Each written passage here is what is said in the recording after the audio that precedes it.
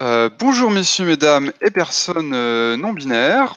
Voilà, si toi aussi tu fais du GN épistolaire à narration partagée, bienvenue sur les podcasts Outsiders. Donc aujourd'hui c'est un podcast game design jeu de rôle.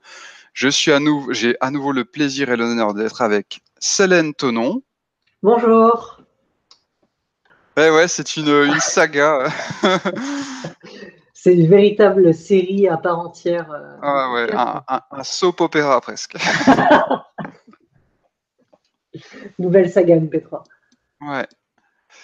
Et donc la dernière fois, on en était à parler de notre rapport. Donc on interroge toujours le rapport qu'on entretient avec son personnage de jeu de rôle. Et la dernière fois, on en était à parler de comment ça se passait par rapport aux mécaniques de jeu de rôle. On est arrivé à mi-chemin de cette partie-là. Hmm. Avant de la reprendre, je voulais faire un petit entre guillemets courrier du lectorat, quoi. Enfin, courrier du lectorat, puis enfin les trucs que j'ai trouvés sur Internet entre-temps, quoi. Si tu veux bien. Très bien. Alors, je voulais d'abord parler d'une youtubeuse qui s'appelle, enfin, qui a une chaîne qui s'appelle Solange te parle. Alors, elle dit dans une de ses vidéos, j'avoue que je serais incapable de vous retrouver laquelle, euh, elle dit un truc à propos de son jeu d'actrice. Donc, cette personne, en fait, sa profession, c'est actrice, je pense, pour le théâtre et le cinéma. Et puis, elle fait aussi énormément, beaucoup de vidéos YouTube. À mon avis, elle est plus connue pour ça, quoi. Et en fait, dans ces vidéos, c'est un peu de l'autofiction, si tu veux. Elle va se mettre en scène à parler de divers sujets, quoi. Hmm. Enfin, autofiction, journal intime, tu vois, journal intime, autofiction. Alors pourquoi je dis autofiction? C'est parce qu'en fait, si tu regardes les vidéos de Solange, elle a vraiment une façon de parler, de bouger, de se comporter qui est unique. Enfin, je Hmm. pense que c'est le voilà, et elle est unique. Et en fait, d'après ce qu'elle dit, c'est pas tout à fait sa personne, enfin sa façon d'être dans la vraie vie. En fait, elle joue un rôle, quoi. Oui, c'est une actrice en fait. Voilà. Donc même quand elle doit faire un journal intime, elle Oui, est actrice, quoi. oui, oui. Déjà ça c'est intéressant. Et Et en plus, en fait, elle prend la défense parce qu'elle explique quand elle fait des castings, quand elle passe des castings, souvent ce qui est demandé, c'est un jeu naturel. Oui. Et en fait, elle prend la défense d'un jeu et qui soit expressionniste, au contraire, tu vois. C'est-à-dire qu'il soit volontairement assez outrancier ou avec des émotions très marquées. Euh, Théâtrale Bah, en fait. ouais, théâtral, voilà, avec c'est artificiel en fait, tout simplement. C'est-à-dire qui sonne pas tout à fait naturel. Surtout qu'en fait, quelque part, le naturel ou au cinéma ou par exemple, finalement c'est quelque chose de fabriqué, quoi. C'est une Hmm. idée de qu'est-ce qu'est le Oui, tout à fait. comportement spontané et naturel des gens. Finalement, c'est tout aussi, c'est finalement également très travaillé, quoi. C'est là où on arrive à quelque chose qui est contre-intuitif pour beaucoup de monde et qui défie un peu la compréhension de ce que c'est qu'une construction sociale. C'est Mm. que le naturel est une construction sociale. On a défini le naturel par rapport Mm. à des normes, par rapport à notre idée du vivant et de ce qui doit être. Mais Ouais, ouais. C'est d'ailleurs pour ça que, par exemple, les personnes dans le spectre autistique ont du mal à s'adapter parce que en fait leur conception d'un comportement naturel c'est pas le même, quoi, vis-à-vis des normes de politesse, tu vois.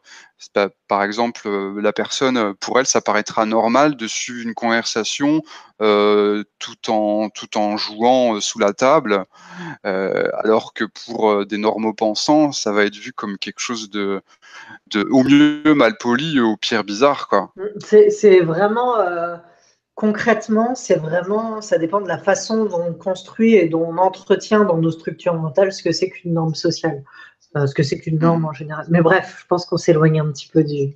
Voilà. Mais c'était juste pour mentionner l'intérêt que ça pouvait avoir de se dire, ah bah tiens, moi je vais avoir un jeu qui soit Hmm. expressionniste.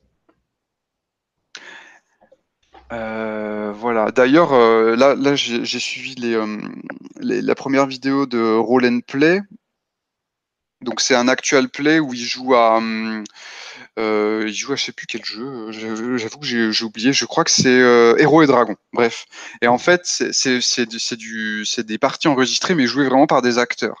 Et en Mhm. fait, il surjoue beaucoup. Enfin, c'est un peu exprès, tu vois. Mais par exemple, le MJ va faire une belle description, et en fait, ils sont là. Waouh, tu vois. Ils surjouent pas mal les réactions de leurs personnages, quoi. Quelque part, je trouve qu'ils ont un petit peu cette façon expressionniste de jouer, quoi. Oui. Tiens, d'ailleurs, je vais rajouter la référence. Hop. Mm. Ben, après, la question qu'on peut se poser, c'est est-ce que quelque part, c'est pas, il y a pas une malhonnêteté, alors pas partout, hein, mais est-ce que il y aurait pas le fait de quelque part vendre, de proposer euh, une sorte de fiction par rapport aux sentiments qu'on peut ressentir quand on joue, Hmm. là où en fait, en vrai, on va pas ressentir ça, on va ressentir d'autres choses, et ce qui peut créer une frustration pour les gens qui veulent jouer à du jeu de rôle quelque part. Ouais. Alors, pour l'exemple de roll and play, j'ai l'impression que ce qu'ils essayent de faire, c'est un peu jouer comme s'ils étaient des ados, tu vois. Mm, mm. Donc, dans le sens où effectivement, ils vont être hyper réceptifs à ce qui est en train de se passer et la moindre anecdote, ils vont vraiment être à fond dedans, Mm. alors que ça se trouve, quand ils sont à la table et qu'il n'y a pas les caméras, ils sont peut-être un peu plus blasés, quoi. Vu que c'est tous des adultes et je pense, je me trompe peut-être, mais je pense qu'il y en a au moins une bonne partie qui ont une petite expérience du jeu de rôle, quoi. Mm. En même temps, bon, l'idée, c'est de transmettre, à mon avis, un enthousiasme Oui, tout à public. fait. Je, Tout à fait. je pense que c'est recevable. Et je crois aussi que, moi, je sais que je le fais pas mal quand je joue à Donjons et Dragons avec des ados en médiathèque, hein. Je suis clairement aussi dans ce surjeu-là. Mm. Mais en fait, ça t'entraîne au final, au bout Oui, d'un c'est moment. vrai. C'est vrai. Tout comme quand on joue Old School Renaissance, bah, de toute façon, c'est ce que je fais avec mes ados, le côté nostalgique, kitsch et tout, eh ben, en fait, tu te prends au jeu, quoi. Mm. Tu vois, au début, tu forces un peu, quoi, tu forces ton émerveillement. Ouais. Et puis, en fait, finalement, ça marche. Tu vois, c'est un petit peu de l'auto-persuasion, si on veut, Ouais, je quoi. comprends bien. Donc, ça peut être assez grisant, mine de rien. D'accord. Alors, autre sujet, c'est sur le Discord des courants alternatifs. Donc, il y a une petite communication d'Arjuna Khan, qui présente une façon de jouer que je prétends pas avoir compris du tout au tout. J'espère que j'aurai l'occasion de m'entretenir un peu plus avec Arjuna pour aller plus loin, Mhm. ou qu'elle aura elle-même l'occasion de présenter ça plus en détail. Donc, je vais lire ce qu'elle a écrit. Elle a dit non, moi je joue en fusion. Je suis plus dans le sens de davantage, une joueuse à bleed en fait. Juste, Frédéric Synthèse défend beaucoup l'idée qu'il faut défendre les intérêts de son personnage, donc ça on a expliqué précédemment ce que ça voulait dire, sans avoir recours au méta-jeu ou au jeu en surplomb, sinon c'est mou. Et donc Arjuna poursuit, la fusion, tu cherches à te coller au plus proche de ce que ressent ou vit ton personnage. Pour moi, c'est clairement du jeu de sensations où tu vas notamment utiliser tes propres sentiments pour mieux vivre le truc, comme l'explicitait Thomas dans son article. Alors Thomas, c'est moi en l'occurrence. Et l'article qu'elle évoque, je pense que c'est l'article qui s'appelle, j'ai noté, Comment utiliser les sentiments de la joueuse et du personnage pour renforcer l'immersion dans les jeux de rôle. Le lien Mm. sera dans la description. En fait, je crois que ce qu'Arjuna explique, c'est une façon de vraiment cultiver son bleed en fait, pour être Mm. vraiment dans vivre le truc. L'immersion, tu cherches à te comporter comme ton personnage se comporterait typiquement, tu l'amènes pas volontairement dans du drama, alors qu'en jeu, en fusion, je le fais tout le temps.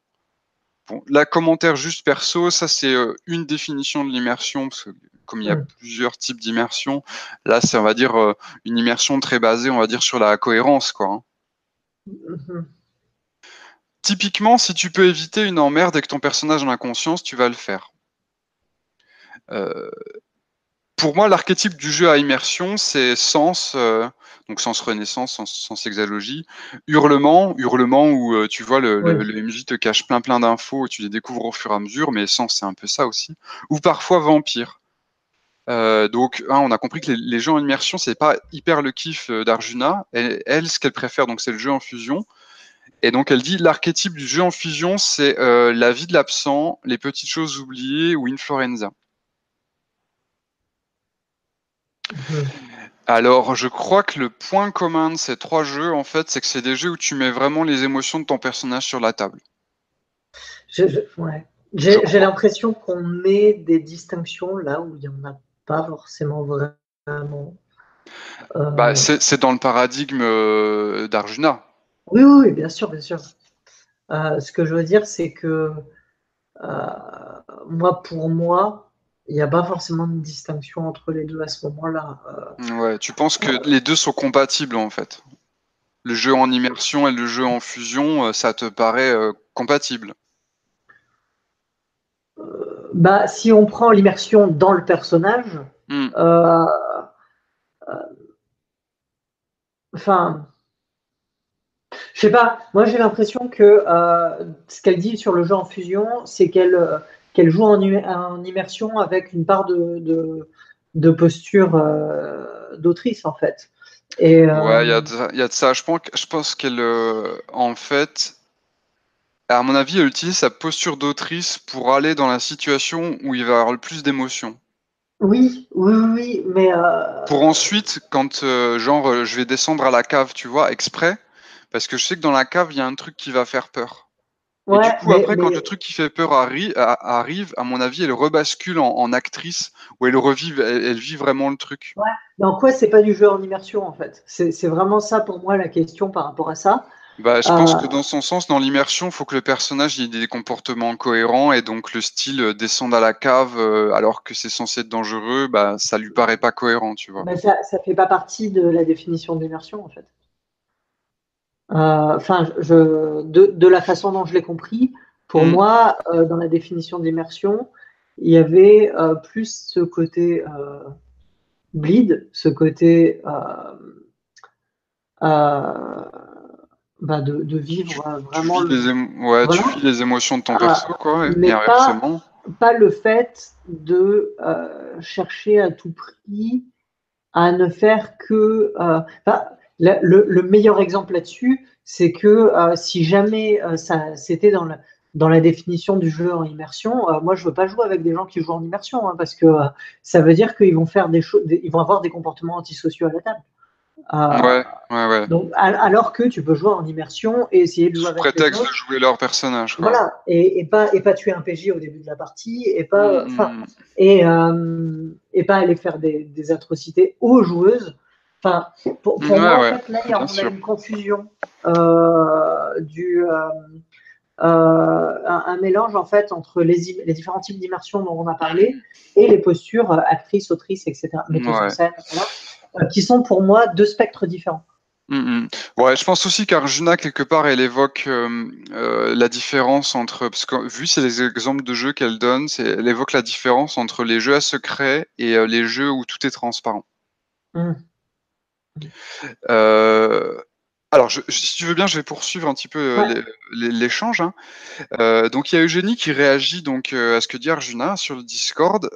Alors, elle dit un truc super intéressant. Elle dit, est-ce que tu dirais qu'en fusion, tu joues plutôt le ça du perso et en immersion plutôt son surmoi?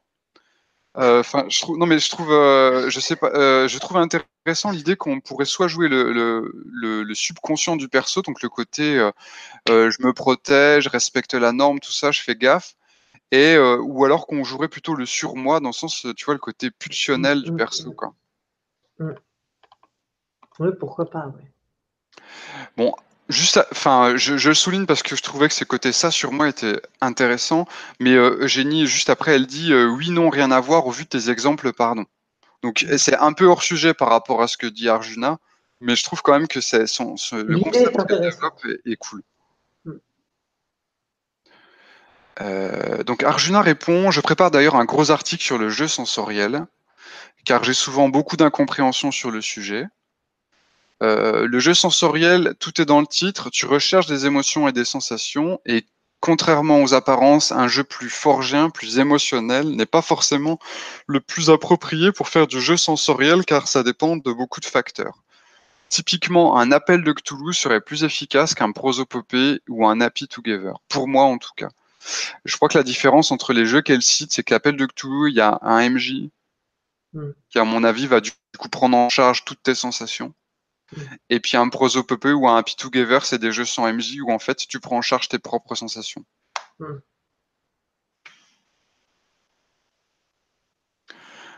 Voilà, je trouvais que c'était une vision du jeu de personnages qui était riche. Je prétends pas avoir bien compris, mais je trouve que ça ouvre pas mal de portes.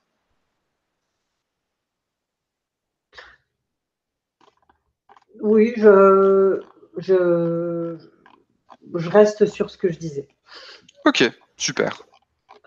Euh, alors, avec ta permission, du coup, on va pouvoir reprendre notre paragraphe là, face aux mécaniques. Oui. Donc, je vais pas trop revenir sur ce qu'on a dit précédemment, hein, mais grosso modo, l'idée c'était que les mécaniques des jeux, que ce soit le système de résolution, la façon dont tu partages la narration, puis plein de trucs, Mhm. vont fatalement influer sur comment tu vis ton personnage. Et je pense que inversement, la façon dont tu vis ton personnage va influer sur la façon dont tu manipules Mhm. les mécaniques. Tout à fait. Et donc, il y a un article de Brie Sheldon que j'aime beaucoup qui s'appelle Playtester Tips, donc des conseils pour les playtesters. Mm.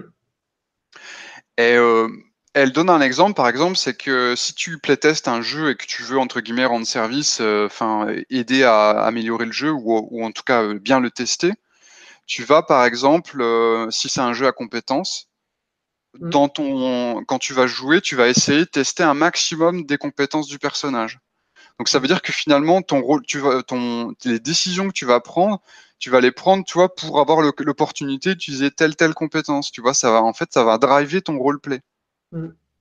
C'est un peu plutôt à l'inverse de ce qu'on fait d'habitude, où c'est tu veux faire un truc et tu regardes si tu as la bonne compétence, tandis que là, c'est ouais, j'ai telle compétence sur mon pré-tiré, ah ouais, bah, je vais voir, je vais essayer de bricoler une situation où je vais m'en servir, quoi.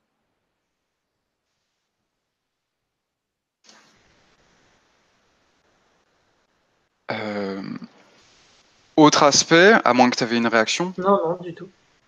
alors je l'ai évoqué, je vais aller très vite dessus parce que je l'ai déjà évoqué là quand on a parlé de role and play. Mm. Euh, Bah, d'ailleurs, je pense que Roll and Play, je vais le recoller à ce niveau-là dans ma biblio. Mhm. J'ai écrit un article qui s'appelle On joue deux rôles. Mm.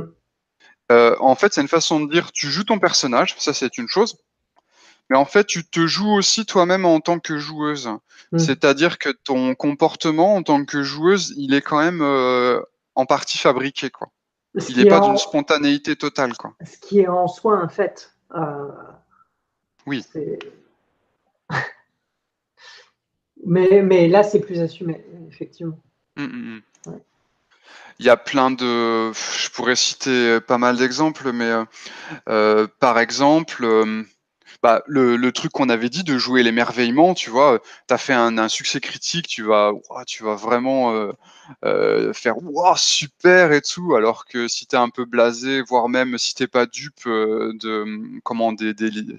des limites de ton pouvoir de Mhm. joueuse dans le jeu, ouais, tu as fait un succès critique, tu sais que ça change pas grand-chose, donc tu vas Mm. pas lever les bras au ciel.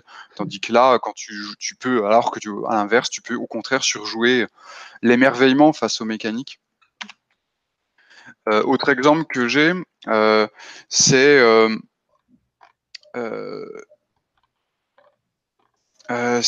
par exemple,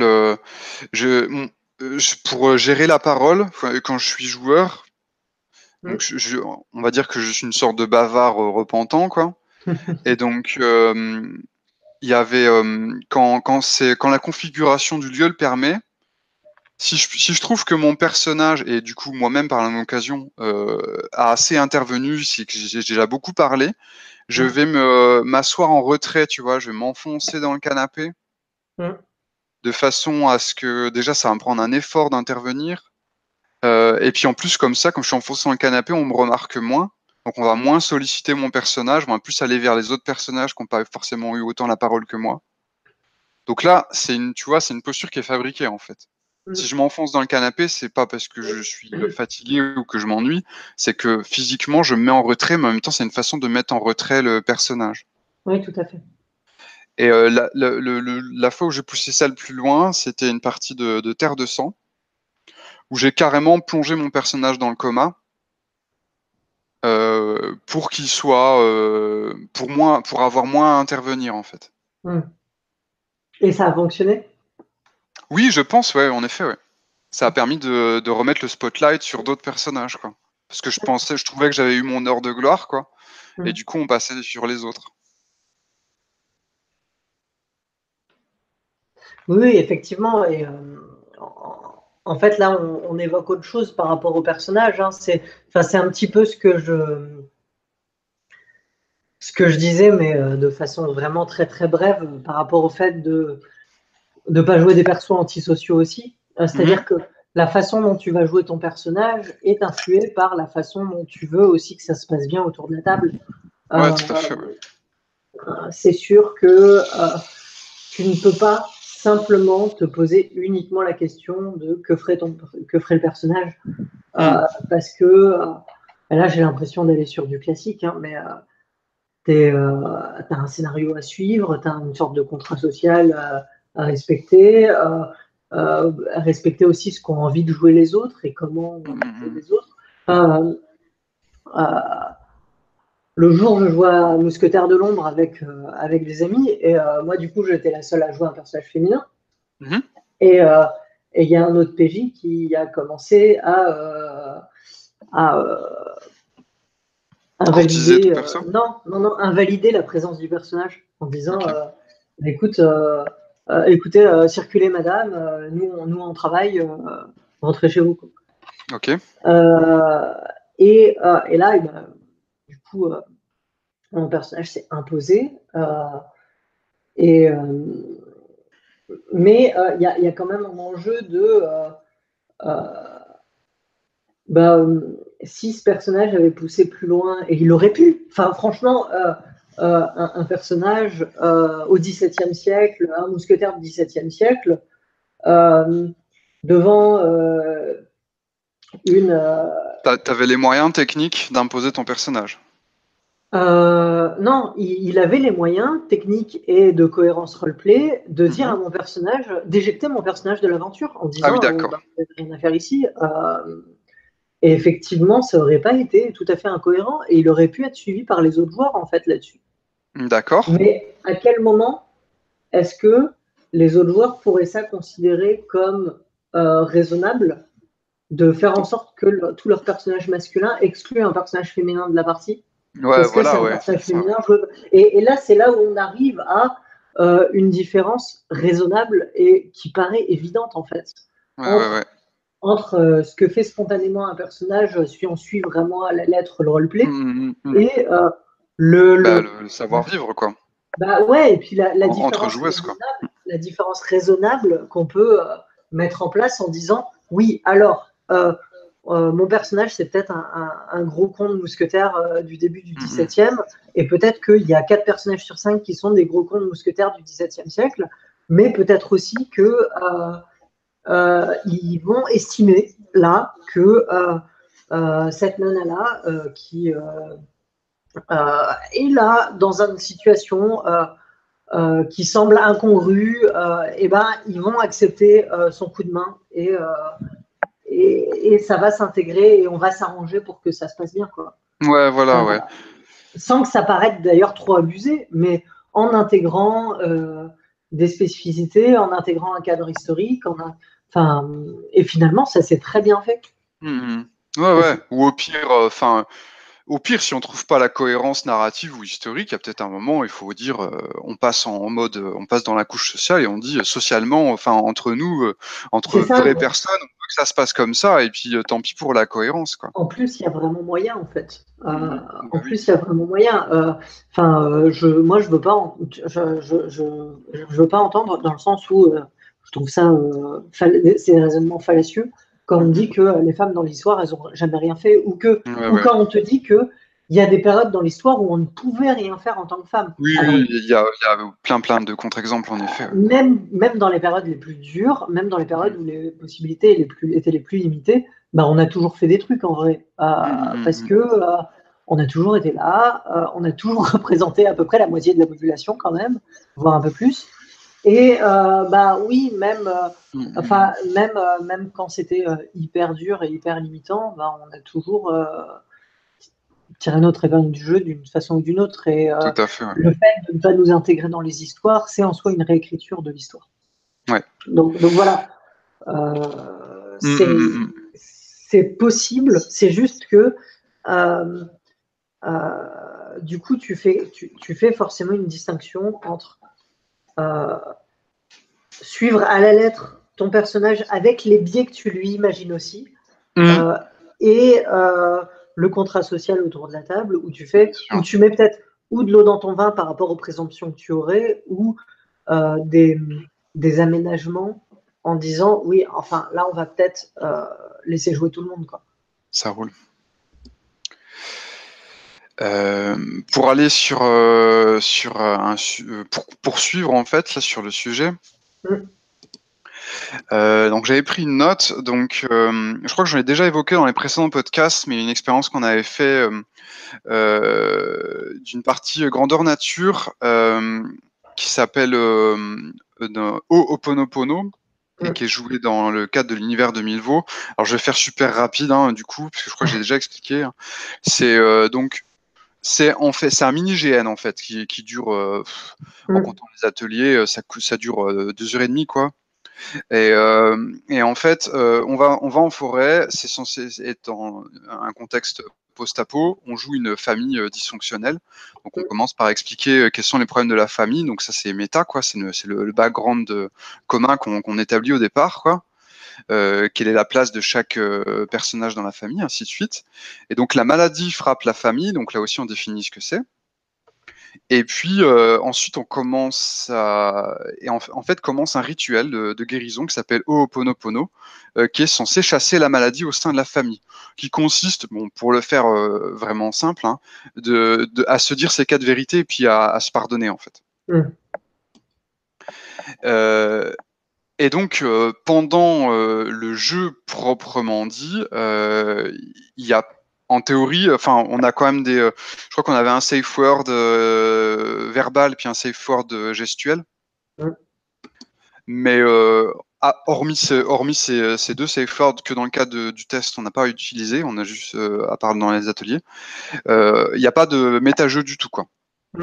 Et il n'y a pas non plus d'orga, donc t'as pas un orga qui vient de parler en méta-jeu, quoi. Mm. Et donc, j'ai trouvé en fait que cette expérience-là, alors je pense que c'est pas une spécificité de ce GN-là, hein, il y a sans doute plein d'autres GN, notamment de la scène norvégienne Jeepform, là, qui le permettent. Mm.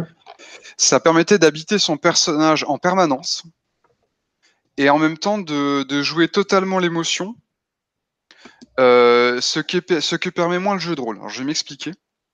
Parce qu'en fait, en jeu de rôle, tu t'interromps souvent pour du méta-jeu. Et puis aussi, souvent, quand les autres joueuses vont parler, tu vas faire de l'écoute active. Enfin, c'est-à-dire que Mm. tu vas faire que écouter, en gros, quoi. Mm. Euh, Tandis que, voilà, pour écouter ce que disent et font les autres. Et puis, quand tu vas faire du roleplay, tu vas pas non plus, enfin, tu peux prendre un accent ou un petit peu forcer, un peu moduler ta voix, mais tu vas quand même te modérer, quoi. Si ton personnage crie, tu vas pas crier aussi fort que crierait ton personnage. Je pense, enfin, en jeu de rôle, je pense que ça serait assez mal vécu si on avait un roleplay total, tu vois. Mm. Alors qu'en GN, enfin surtout dans ces GN un peu nordiques, émotionnels, où on fait des ateliers en plus pour s'y préparer, c'est tout à fait accepté, quoi. Mais Ça passe mieux. est-ce que c'est pas aussi déjà proche de ce qu'on fait à la nuit du huis clos, par exemple? Alors je suis d'accord et pas d'accord parce que la nuit du huis clos, si tu veux, c'est quand même des GN qui sont très tactiques, où en fait le côté gameplay, enquête est important. D'accord, Et ouais. tu vas quand même, du coup, je pense, minorer la Ouais. partie roleplay, la partie émotionnelle. Tandis que Ho'oponopono, c'est 100% de l'émotion, quoi. Tu joues une famille qui a que des gros problèmes de merde D'accord. et ils vont se gueuler ça au visage, enfin, se gueuler, on va pleurer, on va murmurer, on va crier, on va se prendre dans les bras, on va se donner des baffes. Tu vois, c'est que ça, quoi. Il n'y a pas Bah, d'enquête, il n'y a pas de secret, il n'y a c'est pas de marrant parce que tactique, il n'y a aucune l'enquête, tactique. de mon côté, à la nuit du huis clos, je la vis pas de façon tactique, je la vis de façon très immersive, justement. J'ai Oui, vraiment, ça me sert en fait d'ancrage et de prétexte à me mettre vraiment à corps perdu dans le huis clos et, et, et à vraiment, ma réflexion, c'est celle de mon personnage en fait. ouais, je vois. Mais est-ce que tu penses que ton comportement, il est singulier ou est-ce que tu penses que c'est encouragé pour toutes les joueuses, tu vois? Ben, je sais pas. Je sais néanmoins que dans les murders que j'ai fait à la nuit du huis clos, j'étais pas la seule à bleeder et j'étais pas Ouais. la seule à être à fond. Euh, et il y a des fois, j'étais vraiment dans une euphorie, tu sais, dans Ouais. et je sais que chaque année, je participe à cet événement-là parce que chaque année, j'en ai mon compte, quoi. Ouais, Mais je ça, vois, ouais. c'est vraiment la façon dont je le vis. Mmh. Ouais. Parce qu'en fait, mon analyse, si tu veux, des soirées enquête, c'est que c'est des types de jeux qui sont un peu profonds, tu vois, donc avec un côté roleplay, émotion, puis quand même un côté enquête tactique. Moi, personnellement, mais c'est juste ultra personnel, j'ai tendance à trouver que le côté enquête, en fait, le fait de devoir réfléchir, tu vois, pour trouver le coupable ou ceci, cela, ça va plutôt, en fait, en termes d'émotion, ça va plutôt m'anesthésier, tu vois. Tac, je repasse en mode calculatoire.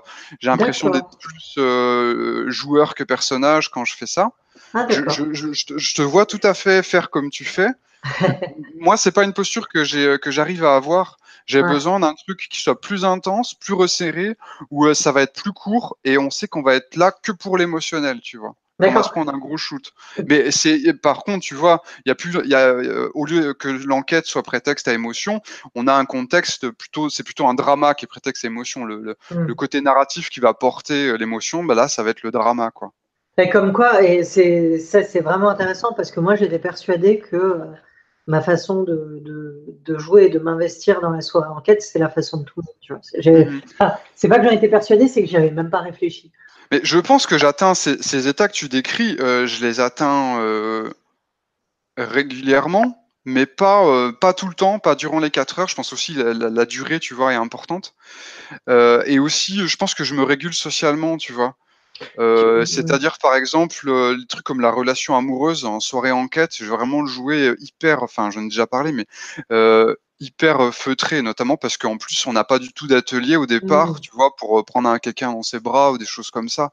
On n'a rien. Donc, en plus, Hmm. le souci que je trouve, en plus de ces soirées enquête, et je pense que c'est normal parce que, à mon sens, c'est pas le but premier de ces soirées-là, c'est que il y a la sécurité émotionnelle relativement absente et du coup j'ose Hmm. pas aller à fond parce que moi j'ai peur de pas savoir gérer mon bleed ou j'ai juste peur, tu vois, de choquer les autres personnes, quoi. L'autre fois en soirée enquête comme ça, pour jouer roleplay, j'ai entre guillemets j'ai embrassé une autre joueuse. Bon, alors déjà je l'ai pas fait en vrai, hein, c'est-à-dire que j'ai mis ma main, tu vois. Hmm. Donc j'ai juste embrassé ma main en fait. Mais quand même, j'ai fait un peu de façon cavalière, c'est-à-dire que j'ai pris la personne par les épaules, puis je l'ai fait uniquement parce que c'était vraiment une super amie, quelqu'un de confiance et tout, donc je savais que ça pouvait passer, et puis qu'en termes de le personnage, en plus son personnage via son roleplay, enfin, et le personnage, la joueuse, j'en sais rien du tout, hein, c'est ça le problème, mais le personnage, il était open. Hmm. Son personnage n'attendait que ça, qui est une embrassade. Mais là, tandis que si on est sur un jeu émotionnel avec des ateliers, là, je sais que ça va pouvoir être. Enfin, je sens mes filets de sécurité, et du coup, je peux aller plus loin, quoi. Et c'est marrant parce que tous les événements émotionnels intenses donc, que je peux recollecter, là, à l'instant, en tout cas, j'ai l'impression qu'il y avait une part de technique dedans, mais qui était tellement intégrée quelque part dans mon ressenti, qui font que, par exemple, il y avait à un moment, je jouais une veuve qui était la veuve du, de celui qui avait été tué et sur lequel on enquêtait. Ouais. Et c'était moi qui l'avais tué. D'accord. Et Attends, le spoil. je ne dirais pas lequel le scénar c'était, du coup. Bien Voilà. sûr. Et il y avait sa sœur dans la murder, la sœur de mon personnage, Ouais. donc la belle-sœur du mort. D'accord. Et moi, en fait, je suis partie du principe que je suis partie de plusieurs principes, mais c'était comme des circuits parallèles dans ma tête, quoi. D'un côté, je me suis dit, un secret, particulièrement un secret comme ça, n'a de valeur que s'il est partagé. Oui. Et Je suis d'un un peu de autre la même côté, école. voilà. Et en plus de ça, je me suis dit, bon, je suis dans un état émotionnel intense. J'ai cet autre personnage dans la partie qui est mon allié naturel Ouais. et qui, dans le BG, s'est dit qu'on s'entend hyper bien et tout. J'ai juste aucune raison de ne pas lui en parler. Et du coup, j'en ai parlé. Et on a Ouais. eu une vraie histoire de sœur, quoi, Ouais. sur ce secret-là, etc. Et c'était vraiment intense, c'était vraiment chouette. J'ai passé une partie extraordinaire, en partie grâce à cette décision-là, qui, tu vois, ça intègre une partie technique, ça intègre une partie de, de support, comment Ouais, dire, de tactique et tout, de de tactique, tactique parce de que gagne, entre guillemets, quoi. c'est sûr que c'est mieux d'avoir une alliée, mais Ouais. d'un autre côté, de Ouais, bonnes pratiques par rapport au ouais. partage de Et secrets. puis, tu as su utiliser les aspects drama, parce que si tu veux, quand les orgas ils disent Ouais, que telle personne est la sœur de l'autre, c'est pas innocent, tu vois. ouais, Ils réfléchissent quand même à ouais, créer du ouais. drama. C'est important quand même dans les soirées enquêtes. C'est présent, même si c'est pas la seule chose qu'il y a, quoi. Donc Voilà, ça, tu as su l'utiliser pour arriver à une expérience de bleed intéressante, quoi. et à côté de ça, je me souviens par exemple avoir joué une partie de Disque Monde où je jouais un perso qui était interrogé. Alors, un perso en plus de la guilde des acteurs, qui avait pas mal de couches de secrets et de mensonges par rapport aux autres. Et à Mhm. un moment, la personne qui m'interroge, euh, c'était une sorcière du Disque Monde. Et dans le Disque Monde, les sorcières, elles peuvent vraiment détecter le mensonge, quoi. Mhm. Et là, du coup, je dis une vérité, mais qui est plus une semi-vérité, enfin une vérité, mais du coup qui était particulièrement incongrue. Euh, et, et là, il y avait l'un des animateurs à côté qui dit à la sorcière, en me désignant, elle dit la vérité. Et il y avait cette présence d'un animateur, il y avait le point de règle que la La sorcière avait ce sorcière pouvoir, détecte les mensonges, etc. ouais. Mhm. Voilà. Mais j'ai vraiment ressenti une sorte d'euphorie du Ouais, fait de que, jubilation, ouais. voilà, et c'était puissant Je les ai tués, ouais. et c'était raccord avec le personnage. Enfin, tu vois Ouais. ce que je veux dire? Donc, pour moi, l'aspect technique bien géré euh, n'enlève pas du tout cette. Ouais.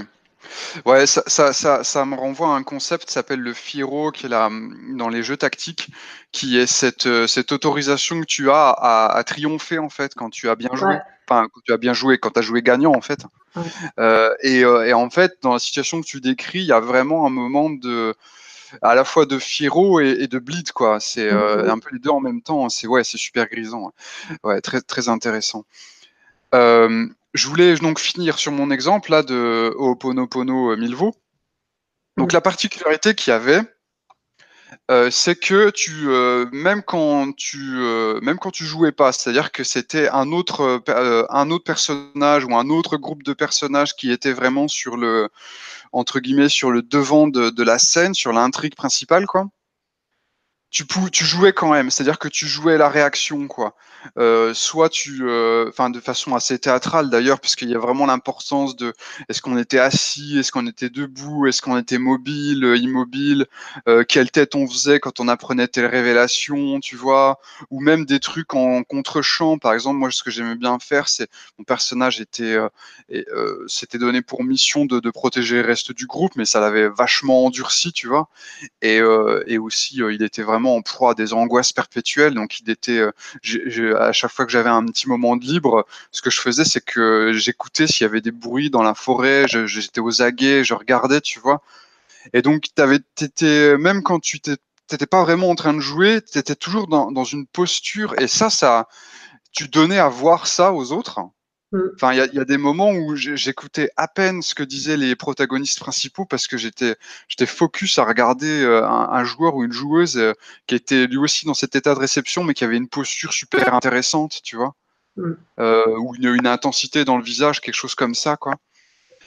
Et ouais, voilà, ce qui m'a vraiment frappé, c'est ce côté de jeu total où en fait, même quand t'es pas dans le spotlight, Mm. même quand tu es dans l'écoute, bah en fait tu continues à jouer, à donner du jeu aux autres. Alors c'est comment dire, c'est une liqueur forte, hein. C'est bien sûr, mais je trouve que voilà, c'est vraiment intéressant, quoi, Mm. Oui, tout à fait. à vivre, hein, enfin pour l'émotion que ça donne, quoi, et puis pour je trouve le moment de partage qu'il y a aussi, quoi. Mm. Est-ce que tu vois quelque chose à ajouter sur le rapport face aux mécaniques en fait? Bah, là, tout de suite, non. Enfin, je pense qu'en fait, ça dépend vraiment de notre rapport aux mécaniques, hein, Hum, pour hum, vraiment hum. conclure un petit peu par rapport à cet aspect-là. Ouais. Euh, Moi, je suis une joueuse qui n'est pas du tout dérangée par les mécaniques du jeu tant qu'elles restent raisonnables, en fait. Oui. Et dont des mécaniques, enfin, pour qui des mécaniques légères mais bien présentes vont au contraire renforcer l'immersion. Ouais. Mais je comprends tout à fait que ce ne soit pas le cas pour tout le monde. Ouais. Et à l'inverse, quand il n'y a pas du tout de mécanique, j'ai tendance à être un peu perdue. Et, euh, Ouais, je vois, ouais. et, et, euh, et en fait, je me souviens avoir joué à une murder que j'avais assez mal vécue et je m'étais sentie arnaquée, alors que c'est pas c'est pas du tout le principe. Enfin, c'est juste que ça ne correspondait pas à mes attentes à moi, mais ça peut correspondre aux attentes d'autres personnes. Mais sur le coup, je m'étais vraiment sentie arnaquée parce que c'était un huis clos, donc l'espace d'une soirée, qui était plus de l'ambiance et qui était plus effectivement du roleplay par rapport au rôle qu'on avait, etc. Et je suis certaine qu'il y a des gens, et tu dois en faire partie, je suppose, pour qui c'est un pied pas possible parce que tu te contentes de jouer ton perso et les interactions, etc. Mais moi, j'avais l'impression qu'il me manquait vraiment l'enquête et les mécaniques derrière qui m'auraient permis de voir un enjeu et qui m'auraient permis de vraiment être à fond dans le perso. Et là, du coup, je me suis plutôt ennuyée, en fait, parce que j'étais là en train de me dire, mais qu'est-ce que je suis censé faire? Ouais, ouais. Alors, juste pour Oponopono, en fait, en réalité, c'est assez cadré puisque tu fais un Ouais. rituel, il y a un cérémonial, et en fait, les personnages ont des actions à faire, quoi. C'est intégré à la narration, mais en fait, t'es quand même assez bien guidé. C'est pas 1 heure de roleplay psychologique en roue libre, quoi. Et toi, t'en penses quoi du coup du format que je viens de t'évoquer? Alors, tu peux récapituler ce format Bah, en gros, on était sur une partie où on avait globalement des fiches de perso, mais très minimalistes. Mhm. Enfin, il y avait moins d'une page de feuilles de perso, quoi. Ouais, ouais, ouais. Et qui nous donnait un petit peu notre rôle dans le setting, quoi, Mhm. Ouais, notre ouais. idée de nos relations vagues avec les autres, etc. Et Ouais, donc, on ouais. nous a lâché pour une soirée à jouer aux pirates, quoi. Mais il n'y avait pas de grosses enquêtes, il n'y avait pas de, de drama intense, il y avait juste des rôles et on roulait comme ça pendant une soirée, quoi. Ouais. Alors, c'est quelque chose qui m'intéresse parce que dans mes projets de création de GN, je pense que je vais aller vers quelque chose qui s'en rapproche, hein. Mm, Mais du coup, je vais te dire quand même ce dont j'aurais besoin, mm, c'est que du coup, j'aurais besoin que les orgas, s'ils me donnent ça, faut qu'ils me fassent confiance. C'est-à-dire mm. qu'il faut qu'ils me disent, voilà, on vous donne des bases, après c'est vous qui construisez le jeu. Si vous Ouais. faites rien, il se passera rien. Si vous faites des trucs, il se passera des trucs. Et aussi, on vous fait aussi confiance pour enrichir votre perso s'il y a besoin de rajouter, d'improviser de la Ouais. backstory en plus, tu vois. Donc, il faut qu'on me donne le pouvoir. Mm. Parce que si on me donne ça et que après je suis censé attendre tu sais, des événements scriptés par les orgas qui en fait n'arrivent jamais et qu'en fait on se contente de jouer l'attente, un petit peu l'antichambre, hein, Ouais. bah, à part si vraiment le thème du GN c'est vos persos s'ennuient quoi. Bah non, là je vais pas être, Mais je crois que je vais pas être d'accord quoi. tu viens totalement de me faire comprendre un truc par rapport à ma pratique du jeu de rôle et par rapport à. Moi, en fait, ça Mhm. m'intéresse pas d'avoir le pouvoir sur la narration.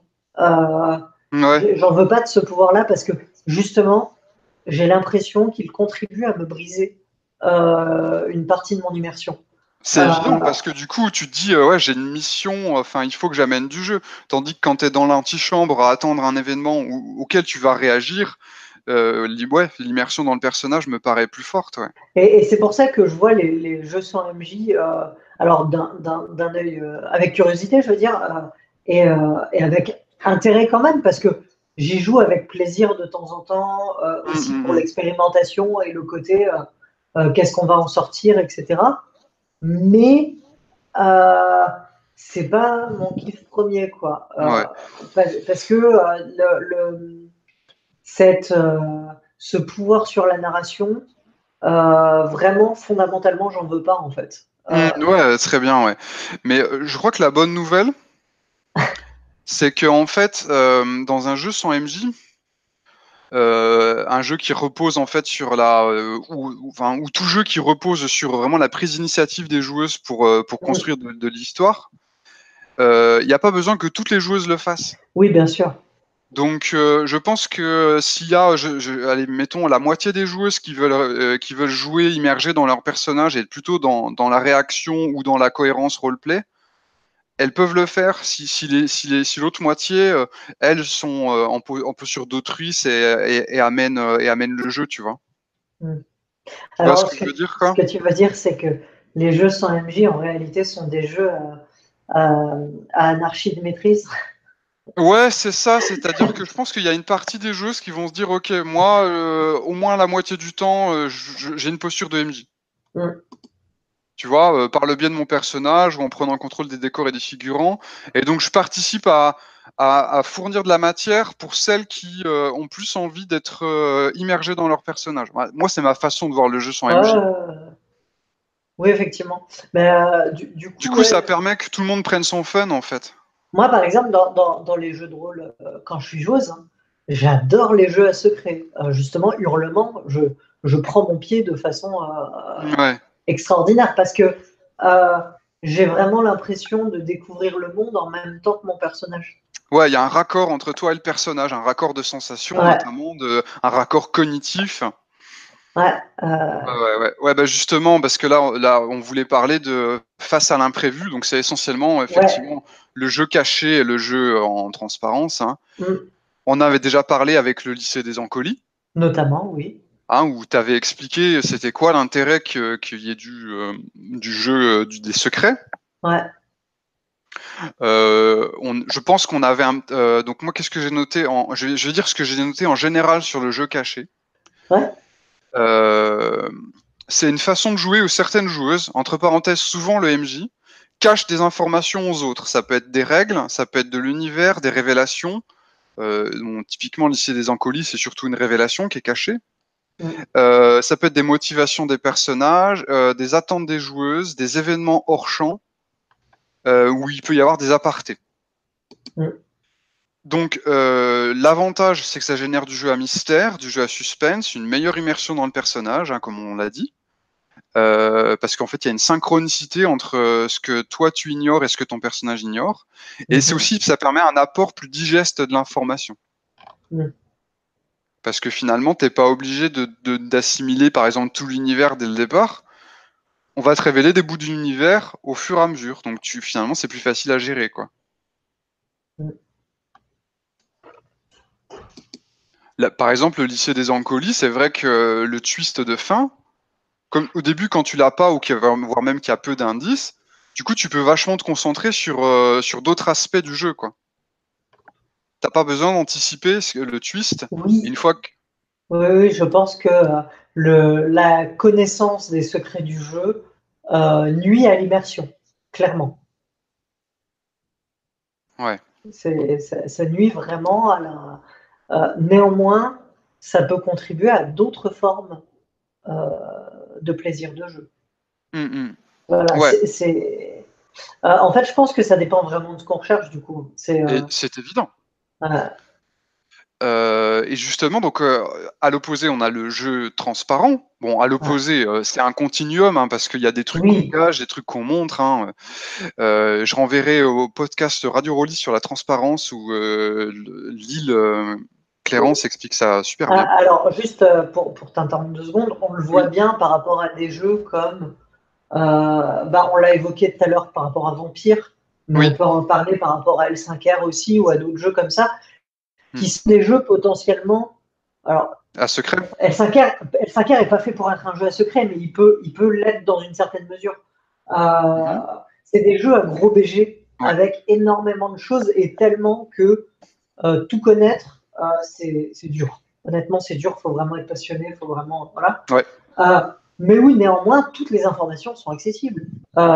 Toutes les informations sont là. C'est pas comme Hurlement où il va y avoir une attention vraiment particulière à cacher les trucs Ah oui, oui. et où on a. Voilà.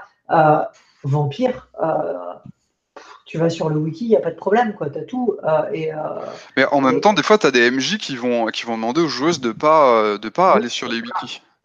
oui, oui, bien sûr. Mais enfin, c'est hyper chaud de réunir une table de joueuses de vampires où t'en as pas une qui va être complètement geek de vampires Ouais, et qui c'est va te ça, dire qui connaît pas ouais, mais gros enfin, secret, genre qu'est-ce que K1, des choses comme ça, quoi. voilà. Et j'ai l'impression en fait que c'est des faux jeux à secret, c'est des jeux où euh, tout à l'heure on en a parlé en disant qu'il y avait une partie du plaisir qui résidait dans le jeu caché. J'ai l'impression que c'est vrai et pas vrai. La grande partie du plaisir de ce genre de jeu, c'est de voir venir des intrigues politiques à la place de son personnage et de lui faire tomber dedans. Mhm. Et à la rigueur, ce qui est intéressant, si justement tu connais certains bouts du BG, Ouais. et quand ça arrive en scène, tu dis ah c'est cool, tel truc que j'ai eu dans le BG, bah ça y est, ça m'arrive à moi en vrai. Oui, oui, et vraiment dans L5R, j'ai eu ce sentiment de nombreuses fois d'une forme de jubilation de voir tomber les personnages et même le sien dans des pièges qu'on a vu venir. Ouais, et donc ça c'est plutôt une forme de jeu en transparence en fait. Quelque part, oui, même si la transparence totale dans ce genre de jeu n'est pas possible parce que le BG est Non, beaucoup trop touffu. en effet. Ouais.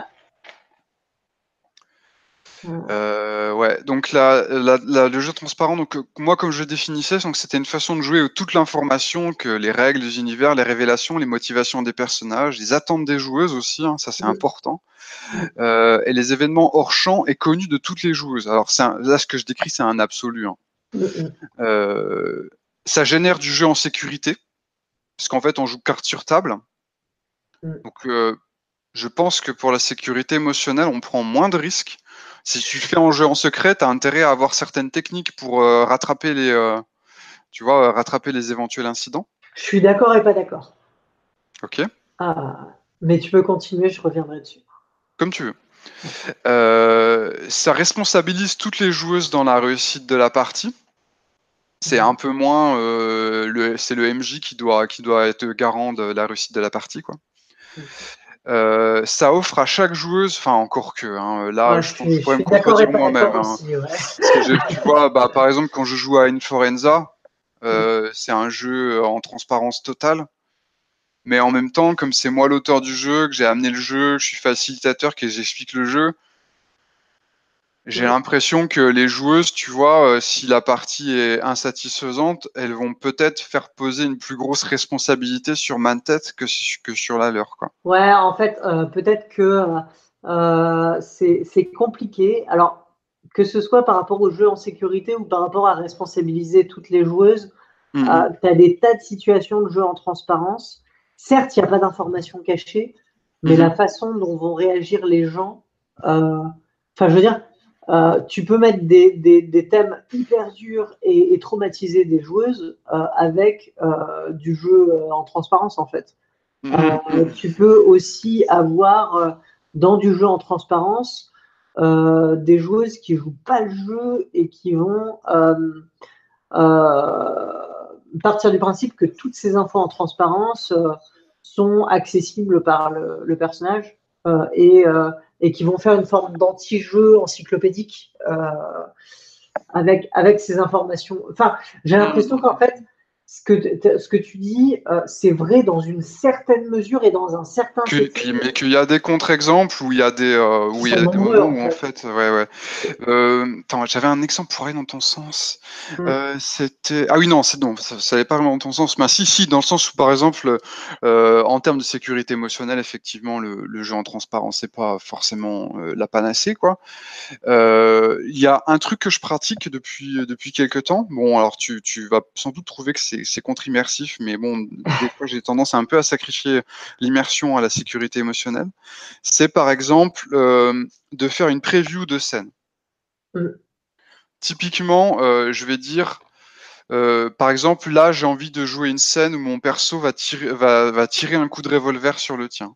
Est-ce que tu es Mhm. d'accord pour qu'on aille vers là ou est-ce que tu préfères autre chose? Mm. Tu vois? Plutôt que de dire bon là mon perso sort son gun et te tire dessus. Mm. Donc une sorte de ouais c'est ça une preview quoi. Je te fais une preview de ce que j'ai envie de faire, c'est-à-dire que je suis transparent sur mes attentes. Éventuellement je vais peut-être t'amener à préciser ce que j'attends de la scène, pourquoi je veux cette scène et tout. Et ça me permettra de vérifier si c'est ok, si on le fait, si on le fait pas, si on amende. Oui, effectivement, en fait, ça ne pourrait me convenir que dans certains settings très spécifiques de jeu. Du style jeu sans meneur, construction, narration partagée, des choses comme ça, où Ouais, là ça s'impose presque en fait. ouais, ouais. Mais, euh, mais Mais dans un setting beaucoup plus classique, ça me perturberait énormément. ouais, ouais. Mais d'ailleurs, c'est marrant parce que la Curvention, justement, là où j'ai expérimenté ça, c'était un contexte qui avait des points communs avec le lycée des Ancolis. Ah ouais. Que j'ai dit en départ de partie, mon personnage, en fait, pour des raisons idéologiques, va s'apprêter a prévu de commettre une tuerie durant la partie avec Mhm. une arme à feu, quoi. Mhm. Donc, et j'ai précisé aussi, mais je veux que, parce que le thème de la partie c'était l'amour. Je veux qu'en fait, par amour, il abandonne son projet. Donc, au Mhm. final, ça n'arrivera pas genre à la dernière minute. Il va voir quelqu'un dans la foule et il va se dire bah non, je suis con, je vais pas le faire quoi. Mhm. Et tu vois, donc là j'ai fait une preview en tout début de partie pour demander aux joueuses si elles étaient ok avec ce concept ou et en leur précisant que si finalement il y avait le moindre inconfort par rapport à cette idée de personnage que j'avais, eh bien je modifiais le personnage ou j'en faisais un tout différent quoi. Mhm.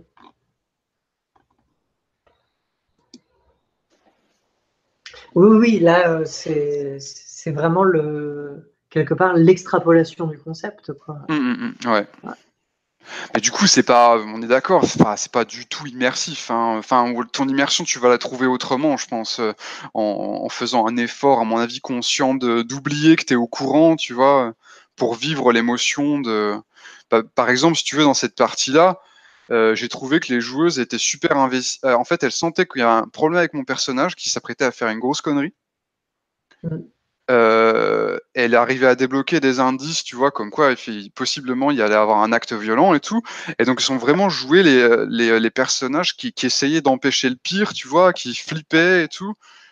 Et je pense elles l'ont joué avec une certaine sincérité, quoi, qu'elles étaient finalement investies émotionnellement dans cette crainte, alors qu'en fait en tant que joueuse, elles savaient que normalement le truc serait empêché au dernier moment, quoi.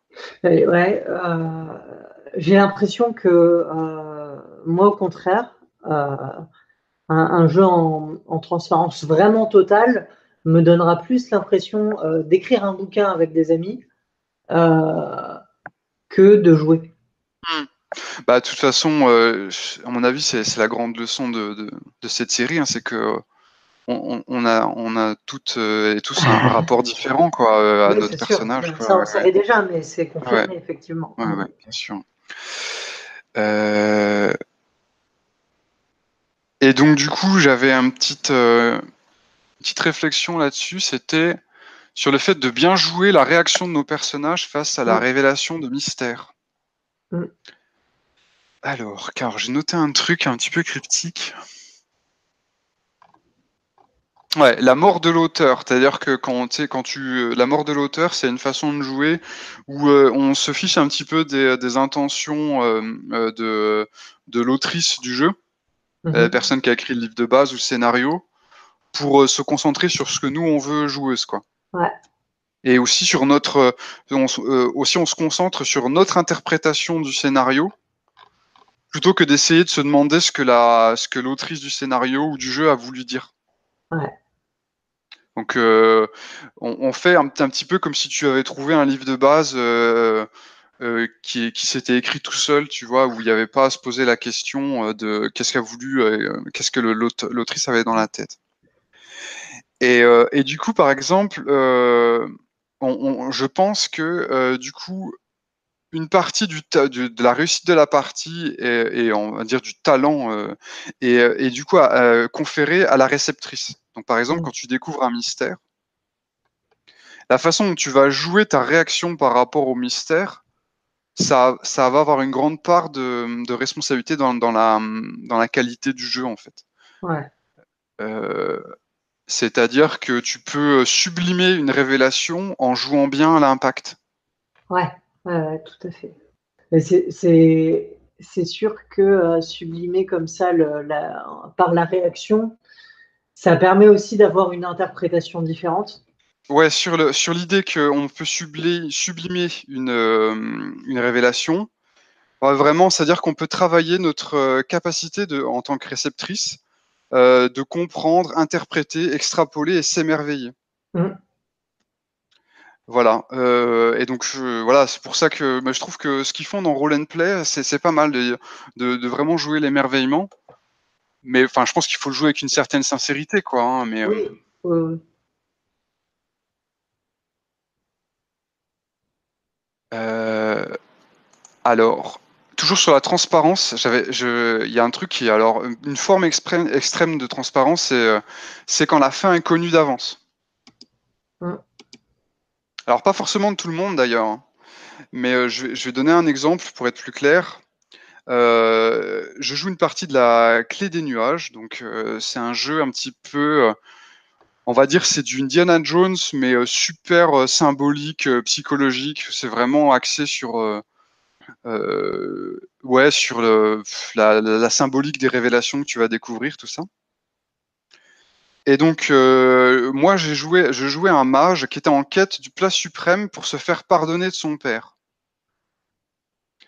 Je sais plus pourquoi. Enfin, non, non, c'était pas pour me faire pardonner de lui, je crois. C'était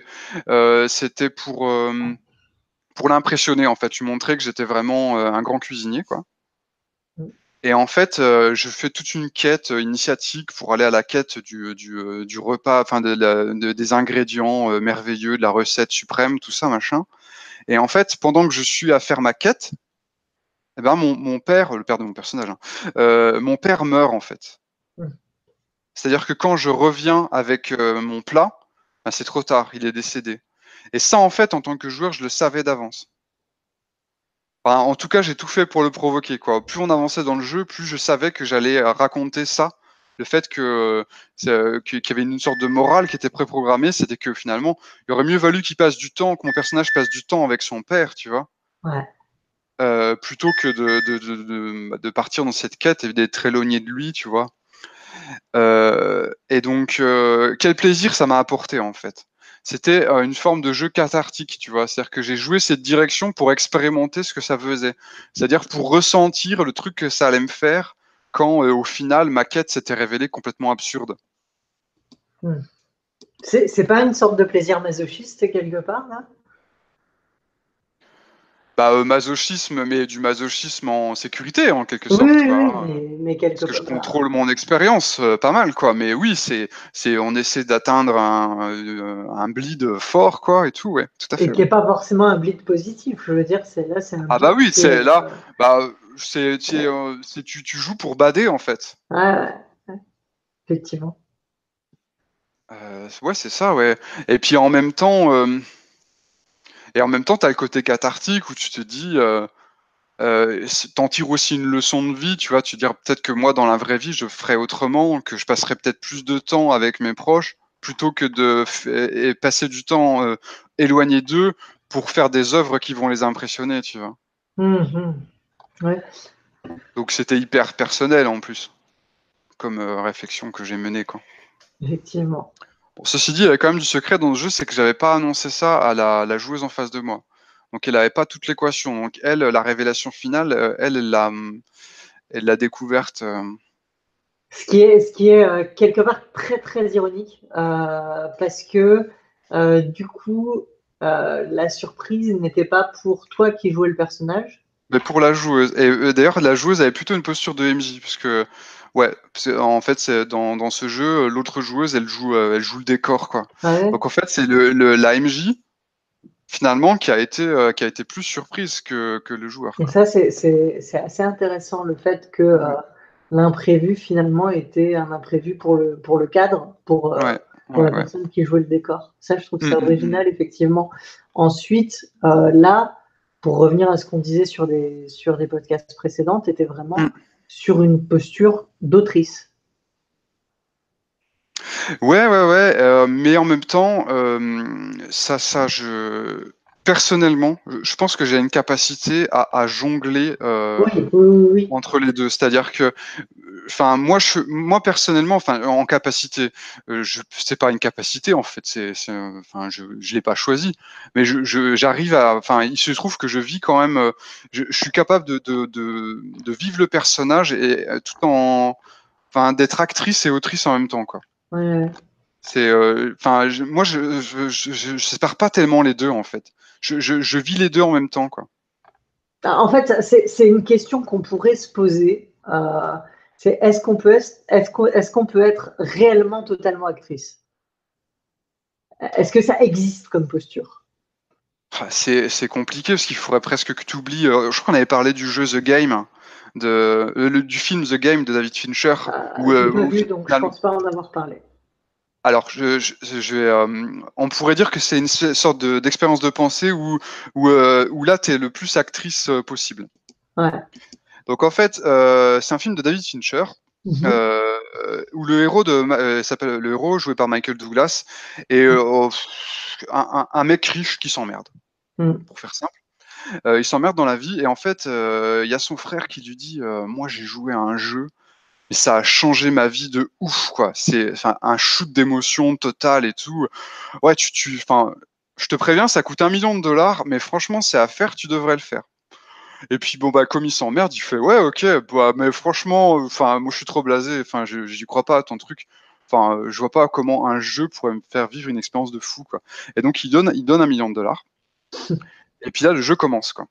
En fait, qu'est-ce qui se passe?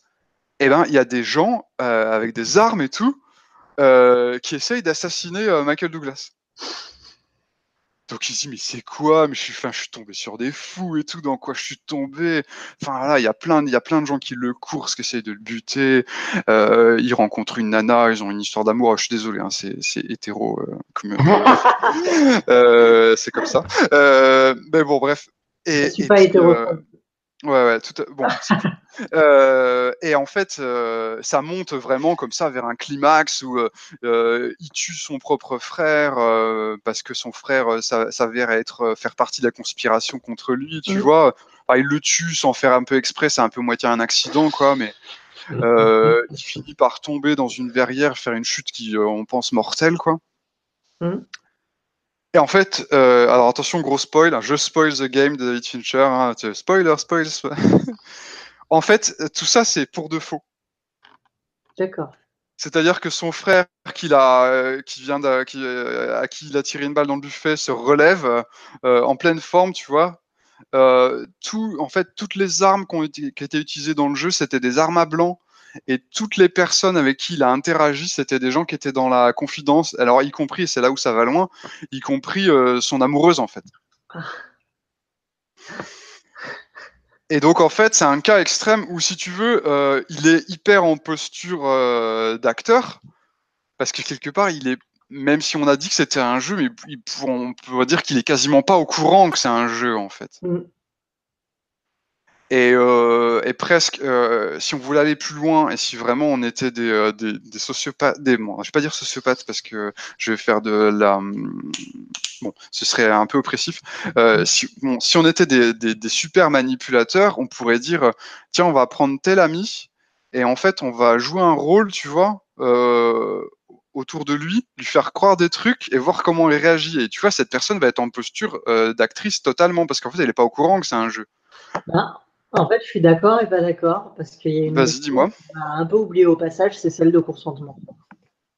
Ah bah oui, non, mais Euh, on est d'accord que là, c'est des expériences de pensée que je réprouve totalement, hein. non, non, non, non, mais ce que je veux dire par là, c'est pas un jugement moral en fait Oui.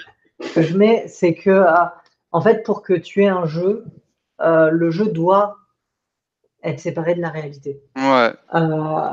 Et c'est là, et c'est pour ça que ça fait 8 épisodes, euh, et qu'il y Ouais. en aura probablement un 9e, et qu'on espère que ce sera le dernier. Mais, et c'est pour ça que ça fait 8 épisodes qu'on parle de la distinction joueuse-personnage, parce que, en fait, entre la joueuse et le personnage, il y a le jeu. Concrètement, s'il n'y avait pas cette distinction, il n'y a pas de jeu. Et, Ouais, ouais. enfin, moi, j'y crois très très fort. Je crois Ouais, ouais. vraiment au fait que le jeu se situe là et que spécifiquement, si tu confonds les deux, si tu es vraiment à la fois joueuse et personnage de façon indissociable, mais en fait, tu n'es Ouais. pas dans un jeu, tu es dans la réalité. Et c'est pas parce que tout son entourage lui ment qu'il l'a pas vraiment vécu, ce qu'il a vécu déjà, et qu'il aurait été dans un jeu. Je suis pas d'accord avec cette vision-là. Je pense que, ça c'est vraiment ce que je pense.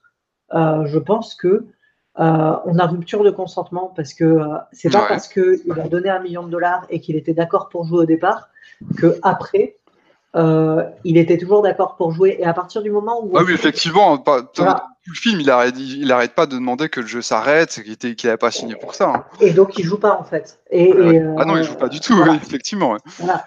Donc pour moi, il n'est pas en train de jouer avec une posture Ouais, de ouais, jeu. ouais. Il est en train de vivre. C'est ça. Vivre un simulacre, enfin vivre un truc qu'on lui impose Hum. et à la fin on lui dit c'était une blague, mais C'était une blague, il y voilà. avait de la sécurité, ouais, ouais. Mais en vrai, il l'a vécu plus qu'il l'a joué en fait. Ouais, ouais. Mais ce que tu dis, c'est très important parce que finalement, quand tu dis qu'on ne peut pas jouer à 100% en posture d'actrice, on peut dire que finalement, ce qui sépare, c'est le consentement, quoi. Le consentement et puis le fait le virtuel aussi, quoi, hein, Alors là, je vais rapporter encore une nuance. Ouais. C'est ce qui sépare, mais c'est ce qui fait qu'on joue en fait. Parce que Oui, tout à fait. Ah bah c'est essentiel. quand l'autre type dont j'avais parlé à un autre podcast de cette série-là, quand l'autre type a décidé que mon personnage allait subir un viol et qu'il m'a imposé ça, bah, il m'a cassé le jeu aussi parce qu'il a rompu mon consentement et il a fait que moi je jouais plus. C'est ça. Quand tu as quelqu'un à la table qui n'avait pas envie de jouer et à qui tu imposes le jeu par telle ou telle manipulation, voilà, bah, cette personne ne joue pas. Et c'est justement par cette mécanique de consentement qui est une mécanique hors jeu que tu instaures réellement le jeu. À partir du moment où tu as rompu le consentement, bah, t'es plus dans le jeu, t'es plus dans. Et à partir du moment où. Donc c'est vraiment hyper important et c'est vraiment cette distinction joueuse-personnage qui crée. Enfin, et là, j'avais déjà parlé de cette notion de jeu mécanique entre deux pièces dans un mouvement, mais là, de la même façon, c'est le jeu mécanique entre joueuses et personnages qui va faire qu'il y a un intérêt qu'on pourrait appeler ludique, mais qui vraiment dans une acceptation très large de ce que c'est que ludique en fait. Ouais. Ouais, Je m'emballe un petit peu, mais non, mais ouais. je te remercie beaucoup pour ces apports là, c'est vachement pertinent, je trouve. Alors, je voulais juste finir donc sur ce fameux jeu en transparence pour aborder un autre extrême du genre, c'est bon, tout ce qui est les jeux avec l'ironie dramatique, et notamment tu as le jeu d'horreur Ten Candles, où en fait on sait par avance que tous les personnages vont mourir. Et l'idée c'est de jouer le chemin qui va les mener à la mort, quoi, hein, en gros, quoi. Et en fait la question qu'on peut se poser, c'est finalement qu'est-ce qui nous reste à jouer quand la fin est déjà écrite? Oui. Et est-ce qu'une posture d'actrice est toujours possible? Moi, je pense que la posture d'autrice, elle reste possible. Enfin, que tu connaisses la fin, je veux dire, à mon avis, quand tu es en jeu en posture d'autrice, ça peut être extrêmement scripté Oui, du début à évidemment. la fin, et tu vas trouver ton espace d'expression et ça va le faire, quoi. La question, c'est est-ce que c'est encore par contre possible de jouer en posture d'autrice? Ouais. Alors, je pense que non. Enfin, c'est-à-dire que les personnes que je connais qui ont un peu ce profil de préférer la posture d'autrice, elles vont un peu avoir tendance à fuir ce genre de jeu. Je renverrai par exemple à la critique de Ten Candles par Morora. J'ai eu le sentiment que, après, Morora, tu m'excuses si je t'analyse complètement à tort et à travers, mais que notamment ce qui l'a gêné dans Ten Candles, c'était le fait que elle pouvait plus être actrice, quoi, parce qu'elle savait que son personnage allait mourir, c'était acté dès le départ, quoi. Et en plus, le personnage, je savais pas, tu vois. Parce que j'ai fait une partie d'une Forenza Minima qui s'appelle Pompéi. Donc on revit la catastrophe de Pompéi, là. Ouais. Et en fait, ton personnage se réveille le matin, il a une vision. Il sait que en fait le volcan va rentrer en éruption et il sait que d'ici 24 heures, il sera mort. Et je crois modestement qu'en fait, là, la posture d'autrice est rétablie. Parce qu'en fait, le personnage sait qu'il va mourir, bon, par un biais surnaturel, hein. Mais du coup, eh ben, c'est la question qui t'est posée, c'est qu'est-ce que tu fais de tes dernières 24 heures, en fait? Un ton encore plus dramatique, on pourrait faire le genre de proposition avec une personne qui est en fin de vie, quoi, tout Ouais, simplement. Donc là, il n'y a pas le côté surnaturel, mais ou une condamnée à mort, en fait. oui, par exemple, ouais, le dernier jour d'un condamné à mort, quoi.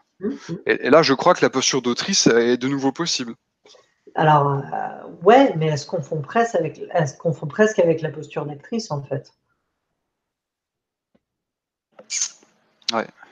Parce qu'en fait, dans ce cas-là, ton personnage a lui-même la notion et enfin, quelque part, c'est extrêmement puissant comme expérience et ça donne envie d'essayer parce que ça veut dire que vraiment là, tu joues à information partagée avec ton personnage. Ouais, je trouve que c'est une forme assez vertueuse de jeu en transparence, c'est qu'en fait quand tu fais converger les Ouais. informations que les joueuses ont et que les personnages ont, c'est-à-dire que ok, on joue carte sur table entre joueuses, mais on s'arrange pour que les personnages ils aient aussi l'info. Par exemple, dans Inforenza, tu as ce côté que tous les personnages sont télépathes. Bon, c'est surnaturel comme moyen, mais du coup on joue pas d'aparté, les personnages sont au courant de tout, mais Et du quelque part, coup, c'est une façon de mettre fin à la relation abusive entre toi et ton personnage, quoi. ah, la relation, c'est quoi la relation abusive entre toi et ton personnage? Parce que enfin, tu lui caches tellement de trucs, tu te sers de lui, Ah ouais, ouais. c'est, quelque part, si on va par là et on peut aller par là parce qu'on en a parlé dans des précédentes émissions, hein. On en a Ah, parlé ouais. du fait que on pouvait jouer de façon à ce que le personnage ait conscience d'être un personnage. On peut jouer comme ça. Hmm. Euh, et, euh, et j'avais même réagi en disant que quelque part c'était trop méta et que moi ça me casserait un petit peu le. Mais, mais c'est une posture. Et quelque part, on pourrait partir du principe que bah, on va faire en sorte que le personnage il ait aussi accès aux mêmes informations que nous et que si on sait qu'il va mourir à un moment, lui il le sait aussi et expliquer pourquoi. Et, Mhm. et, et d'un autre côté, enfin, on pourrait estimer l'inverse aussi, on pourrait creuser l'inverse, on pourrait se dire que le personnage, il nous fait croire qu'il n'est pas au courant, que c'est un personnage, mais en vrai, il sait très très bien, il fait comme si. Mhm. Euh, c'est, Ouais, ça c'est ouais, cool. Ouais, ouais. On avait parlé. Je crois qu'on avait parlé de 6 personnages en quête d'auteur. Ce qu'on peut ouais, aussi imaginer, je suis sûr que ça a déjà été fait, hein, c'est le cas où le personnage c'est un truc que la joueuse ne sait pas et que genre en milieu de partie, on te donne une petite carte ouais. et en fait ton personnage c'est ça, tu vois. Mhm. Alors là, ça me fait penser carrément du jeu de plateau, Ouais, à Battlestar Galactica en jeu de plateau, d'accord, ouais, où ouais, tu as des cartes de loyauté qui sont distribuées en début de partie, donc comme dans énormément de jeux à loyauté secrète, hein. Et en ouais, ouais, bien milieu de sûr. partie, tu as une autre carte de loyauté distribuée. Et ce qu'on t'explique, c'est que Ton ton personnage personnage dans le pouvait, partie jouait peut-être un rôle, quoi. Ouais, ouais, ou alors il ignorait sa vraie nature, mais ouais, ouais. il a été activé en plein milieu de la partie et il l'apprend comme ça. Ouais, c'est pas Mais pour rien que Battlestar Galactica c'est un jeu qui plaît aux rôlistes. oui, et là, il y a. Enfin, en fait, je pense qu'il y aurait moyen d'étudier le lien joueuse-personnage dans le jeu de plateau aussi, parce qu'il y a des tas de choses il y a des tas de choses à explorer, et il y a même dans le jeu vidéo. Hum. Là, je pense notamment à un jeu qui s'appelle Doki Doki Literature Club, Hein. et j'encourage vraiment à écouter Alors, c'est un épisode de ludologie, du coup, parce que c'était une intervention au Stunfest qui parlait, c'était l'horreur dans les visual novels. Donc, au Stunfest 2018, Laura Goudet qui est intervenue en parlant de ça et qui a parlé de Doki Doki Literature Club.